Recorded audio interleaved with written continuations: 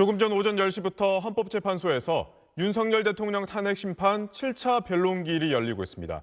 탄핵 심판이 종반을 향해 가고 있는 만큼 오늘은 또 어떤 쟁점들이 다뤄지고 있는지 헌법재판소와 스튜디오 오가면서 자세히 전해드리겠습니다. 네, 그럼 먼저 헌법재판소 나가 있는 취재기자 연결해 보겠습니다. 여영교 기자, 오늘 7차 변론인데 누가 증인으로 참석했습니까? 네, 윤석열 대통령이 출석한 탄핵 심판 7차 변론은 오전 10시에 시작됐습니다. 오늘은 4명의 증인 신문이 예정돼 있는데 첫 번째 증인인 이상민 전 행안부 장관에 대한 증인 신문이 진행 중입니다. 이 전 장관은 비상계엄 선포 전 국무회의에 참석했고 대통령으로부터 언론사에 대한 단전 단수 지시를 받았다는 의혹을 받고 있습니다.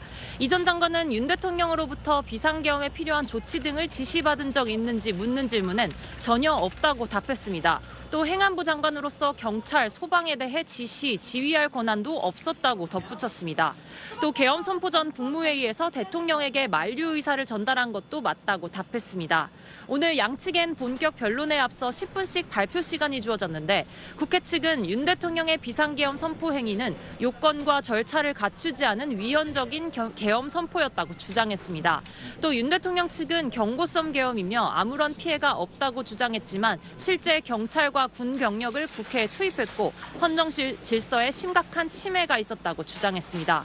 반면 윤 대통령 측은 김용현 전 국방장관의 국회의원 출입 차단 지시는 없었다며 국회에 출동한 병력은 질서 유지를 위함이었다는 주장을 펼쳤습니다. 또 비상입법기구 창설 의도도 없었다고 반박했습니다. 네, 오후에는 신원식 국가안보실장이 출석한다고요? 네, 오후 2시부터는 윤 대통령 측이 신청한 증인인 신원식 안보실장이 출석할 예정입니다. 신원식 실장은 윤 대통령이 비상대권을 언급한 지난해 봄 국방장관으로 있었는데 안가 회동에도 참석해 계엄을 사전에 알았던 게 아니냐는 의혹이 제기되기도 했습니다. 신 실장에 대해선 사전 계엄 논의 등에 대한 공방이 오갈 것으로 보입니다.